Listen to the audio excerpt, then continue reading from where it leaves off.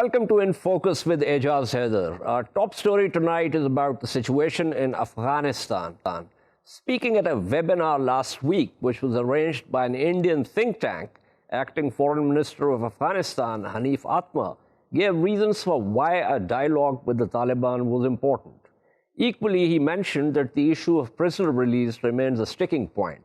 While the bulk of prisoners have been released, there are over 400 that Kabul says it cannot release because of the nature of what Kabul describes as their crimes. Atmar, however, said that the government had asked the Taliban to come up with another list for an equal number of prisoners which Kabul would consider. Taliban have refused that offer and have stepped up attacks. Meanwhile, a UN report for the first half of 2020 says raging violence in Afghanistan has left 1,282 civilians dead and over 2,100 injured.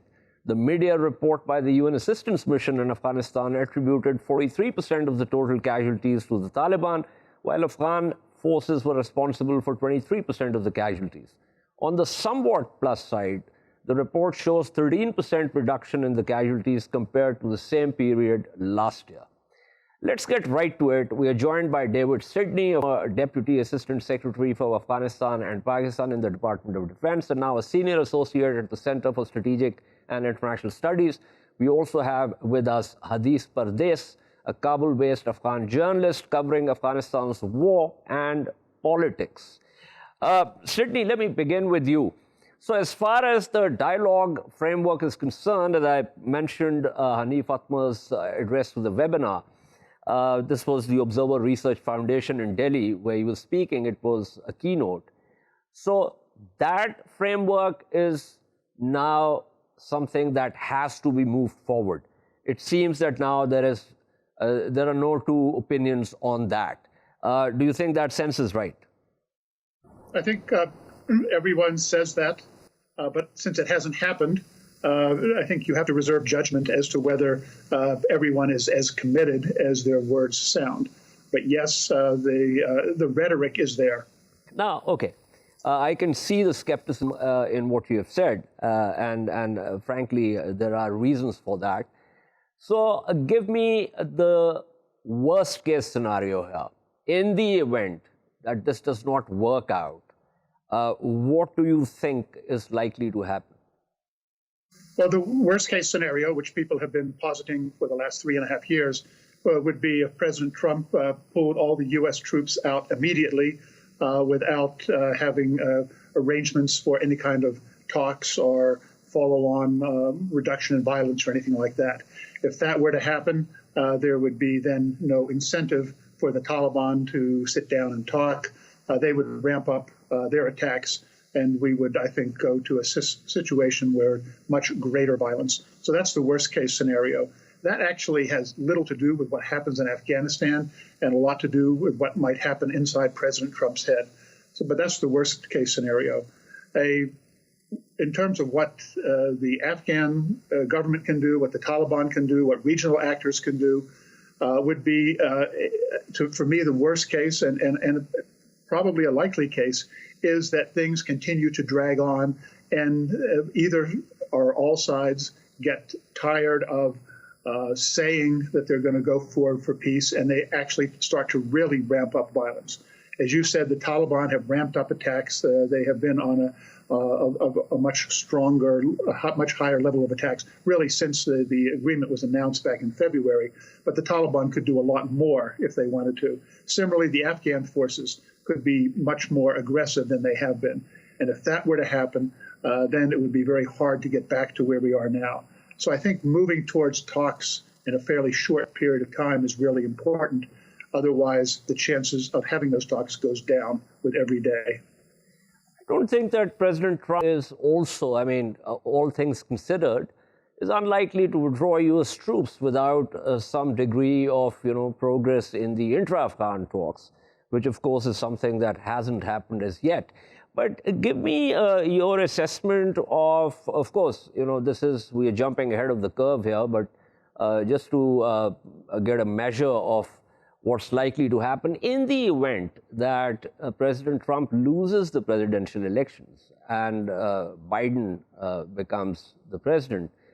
Do you think there's going to be any qualitative change in the policy in Afghanistan, or do you think the new administration would continue with the talks framework?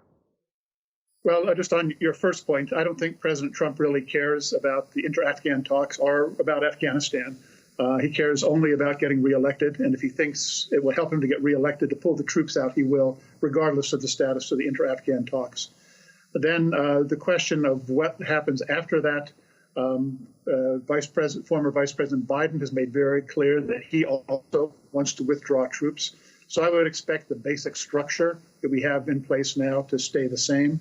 But I would expect there would be a much greater emphasis in a Biden administration on working with other countries rather than telling them what to do. And that might be a positive. But it's a long way before we get there. So that kind of speculation is, at this point, merely speculation. Correct. That is speculation. I just wanted to get a measure of this. So one thing that comes out of this, and let me take the discussion to Mr. Pardes here. One thing that comes out is that even if there is a new administration, the general sort of direction of the U.S.-Afghanistan policy is unlikely to change. Is that something that you would agree with, Mr. Pardes?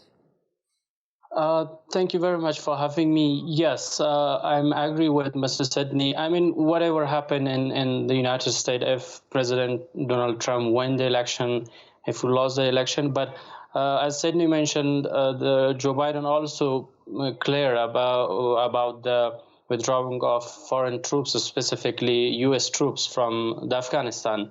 In Kabul, the Kabul political elites, they believe and they already understand that the United States is in a kind of rush, and they will pull out their troops. And so, I mean, now historic chance has been created, and now if all parties were engaged in Afghan war, I mean, if they're want to be, I mean, succeed in a kind of, I mean, they should start intra-Afghan negotiation, which is unfortunately now not happen. And it seems that both parties, I can say all parties, United States, Taliban, and the Afghan government, they're already saying that, I mean, they're proclaiming that they're wanting to start the intra-Afghan negotiation, but they are opposing, I mean, the other parties. But at summary, I can say in Kabul, the Afghan government, they already understand whatever happened in the United States,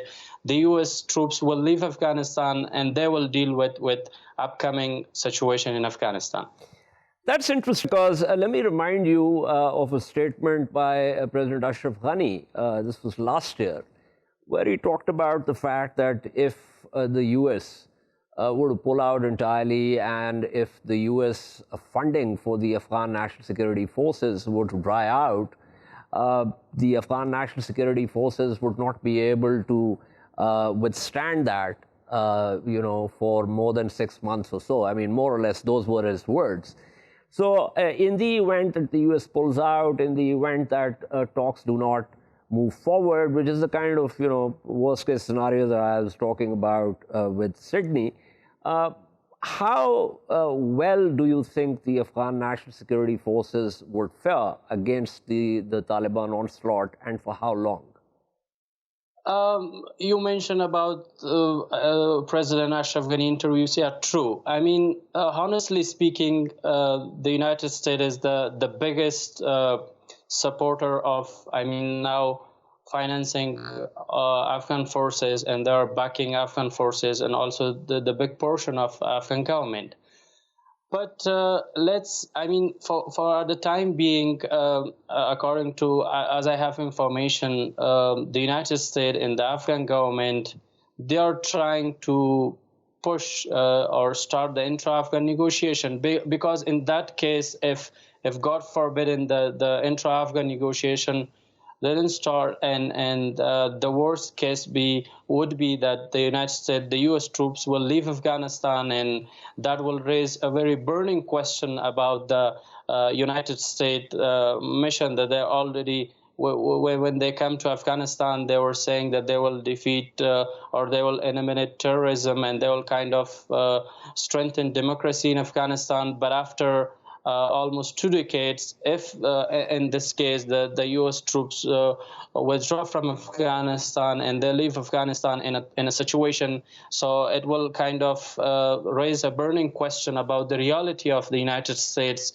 or the international community mission in Afghanistan. And lastly, I'm pretty sure that unfortunately, all the suffers the ordinary Afghan people, they will suffer as they're already suffering. They will lose their life, and the situation will be worsen. But we wish that this kind of situation not happen. No, I agree with you. Unfortunately, the brunt has to be borne by the civilians. But the issue with the U.S. mission, as you well know, is that when the U.S. came in, it was primarily about, terrorism, Al-Qaeda, the Taliban. Then it became something about bringing in a new constitution and some semblance of democracy. Then it became, during the Obama administration, a rethink that we cannot have a Jeffersonian democracy in Afghanistan. And then it came down to talking to the Taliban. So there have been, it's been a meandering course, so to speak. But let me go back to David Sedney here. David, if the U.S. troops are pulled out, how long do you think there would be some appetite in Washington to continue to fund the Kabul government, both in terms of funding for the Afghan National Security Forces as also budgetary support for the Afghanistan government and economy?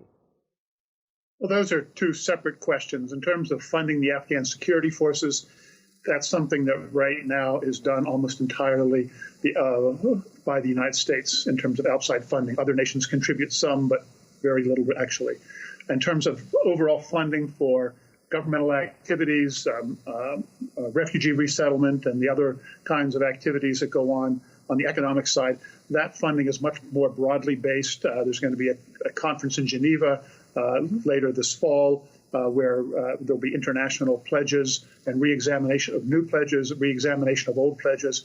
So I think that non-military spending has a fairly strong constituency. In terms of the military spending, I think a lot of it will depend upon how the Afghan military forces do as the U.S. forces pull out. And as long as they continue, as they have been recently, continue to hold the important areas, the major cities, and make some progress in some of the other areas, that support will continue. But if there are serious problems with the Afghan forces, with their performance, with issues of civilian casualties, human rights abuses, that could undermine that support. But I think broadly, the support for the Afghan military will continue as long as the Afghan forces prove they deserve it, really. Okay. I'm happy you talked about the more broad-based non-military funding, which is absolutely right. Tell me, during all these years, with reference to this budgetary support, the non-military funding, were there discussions about, well, I assume there must be lots of discussions with reference to the structural issues that beset the Afghan economy and how to address them in order for the foreign funding component to, basically, ultimately come down, and for the Afghan economy to sort of stand on its own 2 feet? There have been very detailed discussions of that, and the last 2 conferences on economic aid assistance to Afghanistan have come out with work plans, goals, timelines for achievements. The most recent Geneva conference about a year and a half ago was very explicit in that. This next conference will be reviewing those. I have to say that from my own understanding, which is not complete because it's not an area that I'm an expert in, the record is mixed in terms of Afghanistan fulfilling those commitments and benchmarks in terms of economic progress, fighting corruption, building better structures in the government. There's been some areas of success, but some areas where Afghanistan has not met the goals that were set in the last conference.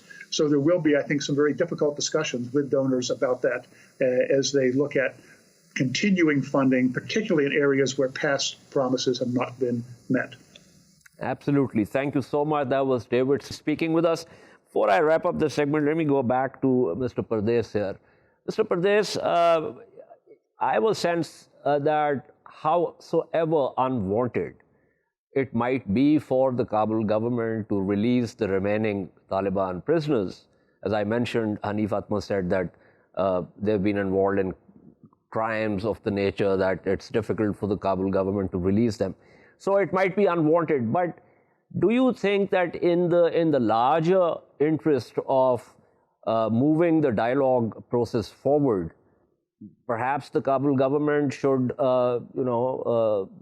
essentially say, well, it's unwanted, but we are doing it in the larger interest of the peace process. Do you think there is some thought with reference to that in Kabul? Ejaz, look, at the time being, the Afghan people, they're, demanding for both parties, the Afghan government and also the Taliban. The Taliban are emphasizing or sticking on releasing of the remaining prisoners, and the Afghan government are saying that they will not release because of different crimes. So the both parties struck in a one point. And the more importantly, the ordinary people or the Afghan people, they are asking broadly from both sides to kind of, if the Taliban stuck on emphasizing releasing the prisoner and the Afghan government not releasing the prisoner, every day the Afghan people, they are losing their life. It is kindly, raise the questions about when the Afghan government says, or when the Taliban says that they're willing to talk or they're willing to start intra-Afghan negotiation. How it is possible if you are stuck in a one point in a case that a big proportion of the prisoner released, but still they're requesting for the remaining. But I can say at the time being, the Afghan people, they're asking from the United States, from the Taliban, and from the Afghan government that's fine. All sides have their grievances, but the best option would be to very soonly start negotiation. And the negotiation, after the negotiation, the ceasefire is the first step. And so which will open space for some of the sticking points currently. I think that's an important point. Thank you so much. That was Ejaz Pardes speaking with us. We shall take a short break and return to discuss a fabricated story put out by an Australian blogger alleging a secret arrangement between a Chinese and Pakistani biolab. Stay with us.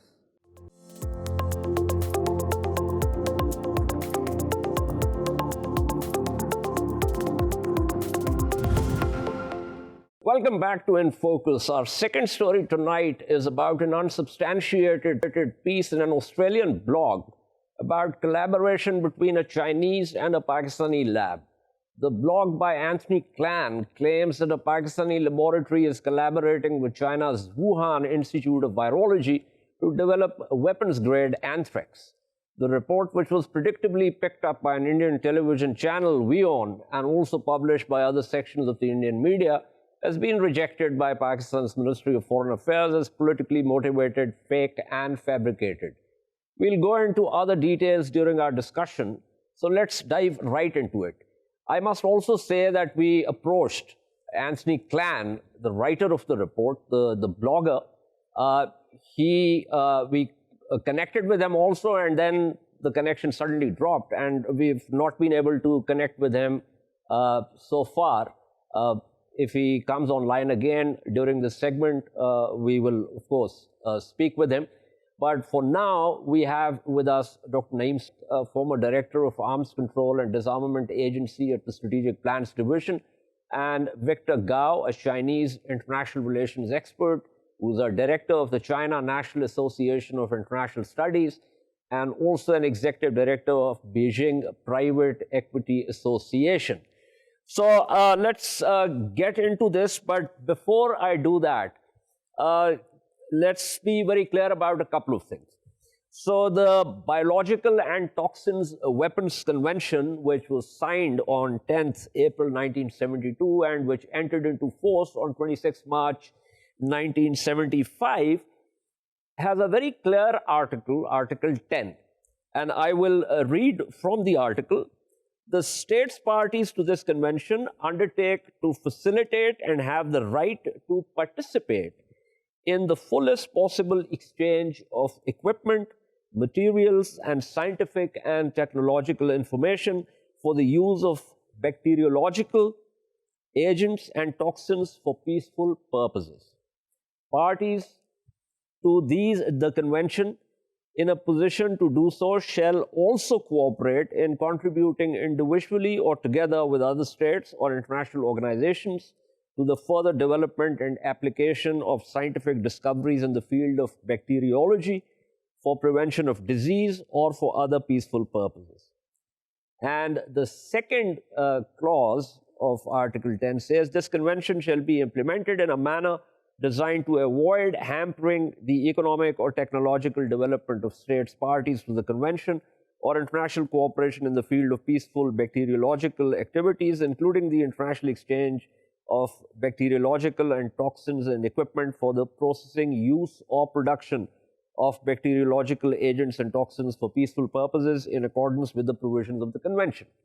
Now, this is Article 10. It makes very clear that there is absolutely no bar in countries actually doing research in these biological or toxins for peaceful purposes. That is one. Secondly, it also talks about cooperation among state parties as far as that is concerned. Another important point is that as far as the monitoring protocol is concerned, the United States of America has been the most important country that has tried to frustrate that. And there was an ad hoc group that was constituted, and the chairman of the ad hoc group had actually put out a very painstakingly prepared report which was rejected by the United States. So compliance protocol is still an issue which hasn't really been sorted out. So on that note, let's get right to our panel of experts. Brigadier Salik, give us a sense of this blog that I was talking about, and how do you think, I mean, we know that officially it's already been rejected, but there are so many contradictions in the report itself. I would like you to point them out to our viewers. Thank you, Ejaz. First of all, I think this lab may not be as purpose designed as this blog has been purpose built. This was, as you must have known, was just created last month. Yeah. And I am sure with a purpose to spread disinformation. And as you know, the Indians are very frustrated because of the embarrassment they have faced in their face-off with China in Ladakh. So they are trying to divert attention of their domestic public as well as in the international community by diverting attention through these disinformation campaigns against Pakistan and China. Secondly, I think as you have already read from the Article 10 of BTCW, you also mentioned about the ad hoc group, about establishing a verification mechanism. I must remind you that this was in 2007, the year when Pakistan was the president of the BTCW review conference, led by Ambassador Masood Khan of Pakistan, and they had almost reached a consensus to establish a verification protocol for BTCW implementation. And as everyone knows, this was sabotaged by the Bush administration at that time. So Pakistan has been very active in enhancing the implementation and developing confidence building measures in terms of the implementation of BTCW.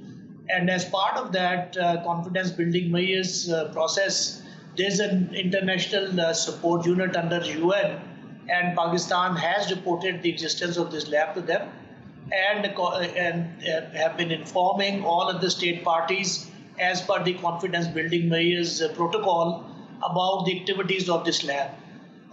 Something which strikes me as a very strange thing is that this lab and this agreement between China and Pakistan, which has been called as a secret agreement, I don't know what kind of secret agreement it is that every Tom, Dick and Harry and their uncles and aunts, they know about all the clauses of that agreement, and it is still in a secret agreement between China and Pakistan. That's a very funny thing about it. Then we also know that about the Wuhan lab, which has been maligned by the US media, particularly White House. Interestingly, the Department of Defense in the US has very categorically said that this COVID-19 was not developed in a lab, it is not man-made, and it did not originate from Wuhan lab. But President Trump and Mr. Pompeo, they refused to listen to their own Department of Defense report, and they continue to peddle the same argument that Wuhan lab somehow is responsible for the spread of COVID. And now they are transferring that to Pakistan by trying to involve Pakistan. So this is all, I think, part of the Quad strategy, which includes US, Japan, India, and Australia, which is actively working to contain China and impose restrictions on China. So this is, I think, part of that strategy to put more pressure on China. Absolutely. Interestingly, let me, before I go to Mr. Gao, let me quote from Anthony Clan's blog.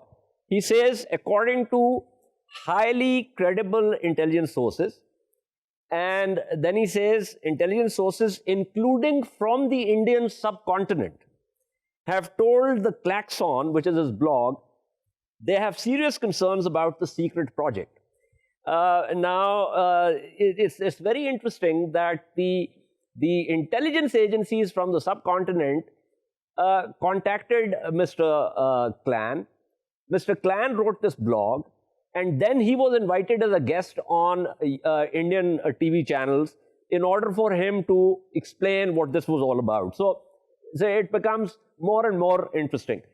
Mr. Gao, what do you think of this? As far as the Wuhan laboratory is concerned, and I just did a program yesterday night on this, The Economist has reported that this particular virus might have originated either in Myanmar, Laos, or Vietnam and reached central China. So already there is a lot of clarity on the fact that this is not a man-made virus. But give me a sense of this kind of concerted, these attempts to somehow malign China and also, talk about some kind of Chinese-Pakistani collaboration. Well, first of all, I would say this Australian allegation against China and Pakistan is very malicious and should be condemned. Now, they mentioned the Wuhan Virology Laboratory. This laboratory, for the record, started as a China-French joint venture. And for many years, the scientists in that laboratory have very close cooperations with experts in many countries, including in the United States.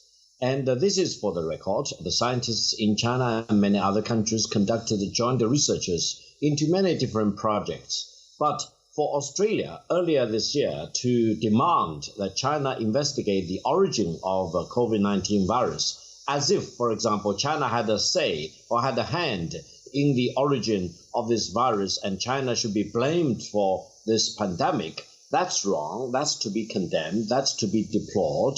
And I think over the past several months, there have been many such attempts out of Australia attacking China, bashing China, and also attacking Chinese Australian or Asian Australian people in Australia. This is to be condemned. Now, between China and Pakistan, we are all-weather friends. We are brothers and sisters. We share many things together, but we do not need to do anything in secret.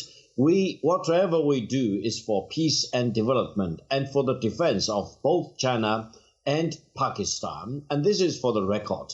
So for anyone, including anyone in Australia, try to insinuate as if there is something evil between China and Pakistan, that's really to be condemned. And I don't think the Chinese people and the Pakistani people would ever tolerate such vicious slanders and insinuations and wrongful accusations, for example. And I think this will further strengthen the commitment of the Chinese people and the Pakistani people to strengthen our friendship and brotherhood, to cooperate even more closely going forward for our mutual benefit and for defending peace and development.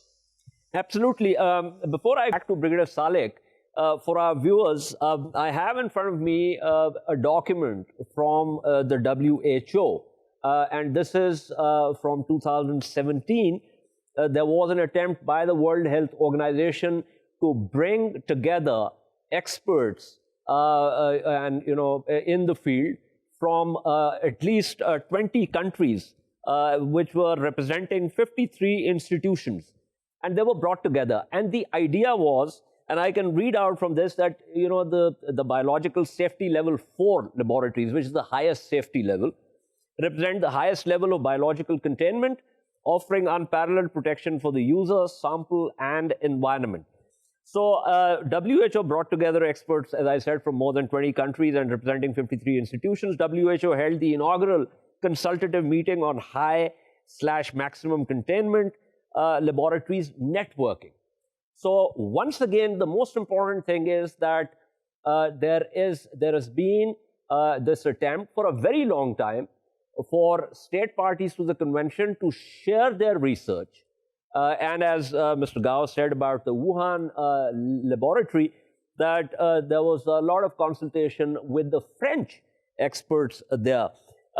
Brigadier Salik, sir, this particular, in this environment where we have seen this COVID-19 pandemic, it becomes all the more important for Pakistan to develop its own indigenous expertise, and in doing so, basically get information and knowledge from other countries, including from China, which was the first country to deal with this. However, given the politics of it, how do you think we should counter this narrative, this sort of leap of imagination that from cooperation essentially means some kind of weapons-grade activity? I think this is just distortion of facts and very, I think, low-level Indian propaganda. Because if you look at the information available on the NTI and other sites, India has a very active biodefense program. And the NTI site also says that India has dual-use pharmaceutical industry, and very extensive one at that. And the kind of program they have, it can very easily be converted into an offensive bio program. So if that is the kind of thing, how can you point fingers? Sitting in a glass room, you are pointing fingers at others. We have seen India's record in terms of chemical and biosafety. We remember that incident which happened in Bhopal in 1984, in which 4,000 people died. And very recently, just last month, there was this incident of leakage of gas from the LG Polymers plant in Visakhapatnam. So a country which has got such a pathetic record of chemical and biological safety, how could they have the cheeks to point fingers at others? And also, very interestingly, the Indians are jumping on this bio threat from China and Pakistan. I don't think so Chinese need biological weapons to deal with India. I think they just have shown that even organic weapons, what I mean is the bamboo sticks were enough to sort out the Indians. So biological weapons are far-fetched. And we should also, interestingly, look at India's nuclear doctrine, which was issued in January 2003. And probably they had anticipated this secret agreement between China and Pakistan coming up a decade or two later. And that is why they had included this clause in their nuclear doctrine, wherein they say that India reserves the right to respond with nuclear weapons against a chemical or biological threat to India or Indian forces anywhere in the world. So that is the kind of thinking they have, and they continue to then point fingers. It seems very strange, and I think my point of view basically is that this is such a low level and pathetic propaganda that this should better be thrown into the dustbin where it belongs to and should not be given much credence. Absolutely, I agree with you, but we are now in a strange kind of world where one needs to put the correct view on the record also. But I take your point that perhaps one could possibly dismiss it altogether also. But Mr. Gao, a broader issue, since the India thing constantly comes up, and of course the Quad thing and the US Indo-Pacific strategy, and now of course, as you mentioned yourself, Canberra taking pot shots at Beijing. Beijing in the current standoff with India was very clear that it does not want any conflict, but that it certainly wants and will defend its territory. Beijing has also earlier offered India to be part of the Belt and Road Initiative of China. But do you think that India is now structurally poised to move towards the US camp?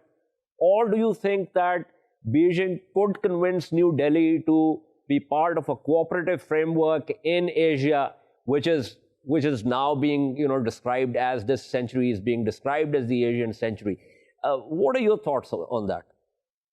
First of all, what happened on June the 15th in Panwa Valley was very unfortunate. And I believe neither China nor India wants to or can afford a war against each other. After all, China and India both have populations of 1.3 billion or 1.4 billion. I've called them superpopulations. For the only two superpopulations to find in a war against each other would be a calamity for mankind. Therefore, even though there may be other forces, global power, urging India to pick up a fight with China, I don't think the Indian government or the Indian people will be ill-advised to really follow this advice. And in China-Indian military situation, I think the best defense for China is the Himalayas. Don't fight against topography or geography. And it's not meaningful for these two largest populations to confront each other. It's better to cooperate with each other in peaceful development. Therefore, I have confidence that both China and India will calm down, and India will not be used as a pawn or a lackey by a superpower in the world, which may be very eager to promote or provoke a confrontation between China and India or between China and any other power. And in this overall context, I think the camaraderie between China and Pakistan, the friendship, the alliance, the partnership between China and Pakistan are absolutely very, very important, because our relations is a relation of friendship, of solidarity, and it's a show for or force for any other country to see that China and Pakistan can really get along very well in good weather or in bad weather. And this should set an example for bilateral relations in many other parts of the world.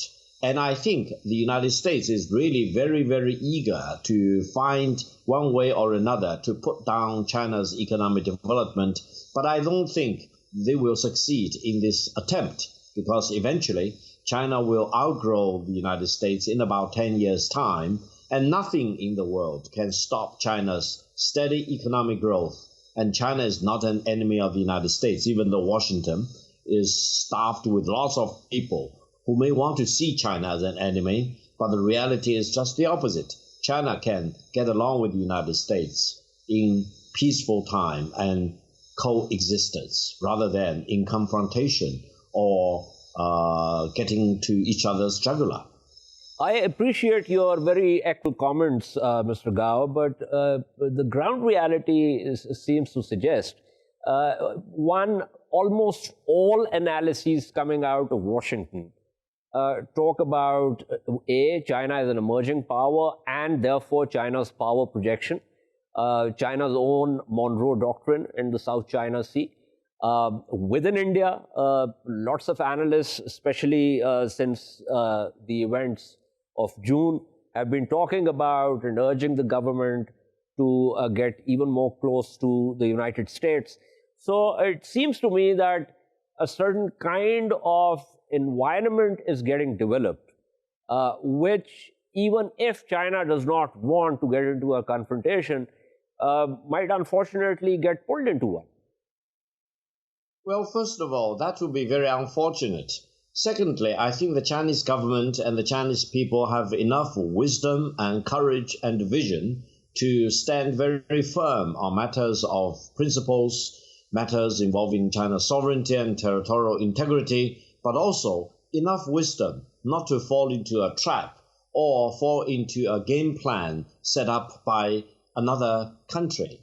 And indeed, there is a lot of agitation in Washington, try to come up with one way or another to prevent China's steady growth. They are worried about China eventually getting larger, becoming larger than that of the United States, and they thought that may doom U.S. hegemony in the world. But from the Chinese perspective, China's growth is a megatrend of our times, and no country, the United States or United States plus any other countries, for example, can really stop China's development, because China's development is not only good for China's own Chinese people, but also for many, many countries in the world. After all, China is the largest trading partner for more than 120 countries in the world.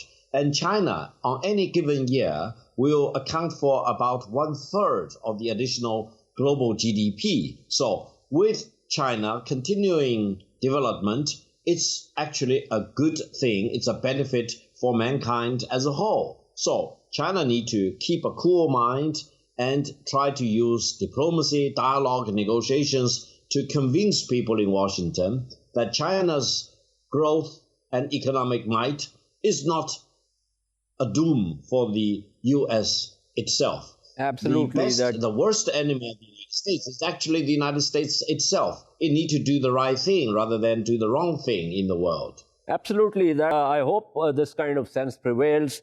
Thank you so much. That was Victor Gao speaking with us. Before I wrap up the segment, let me quickly go back to Brigadier Salik for a quick response. Brigadier Salik, given the tenor of relations between India and Pakistan at the moment, obviously because of the belligerence of the current BJP government and its illegal annexation of occupied Jammu and Kashmir, do you think that there can be or there might be a possibility at some time in the future for normalization between India and Pakistan? Given the track record of the current Indian ruling dispensation, I don't think so. There is any possibility of normalization of relations between India and Pakistan, at least in the near future, unless there is a major political change in India's ruling setup. I don't think so. There is a possibility, because the position which BJP leadership has taken, they have literally painted themselves into a corner, and they have adopted such extreme positions that it may be very difficult for them to back out of that. Absolutely, so a classic commitment trap. Thank you so much. That was Brigadier Naeem Salik speaking with us. This is all from In Focus tonight. We shall see you tomorrow at the same time. Keep following our latest updates on social media at indus.news. Good night and goodbye.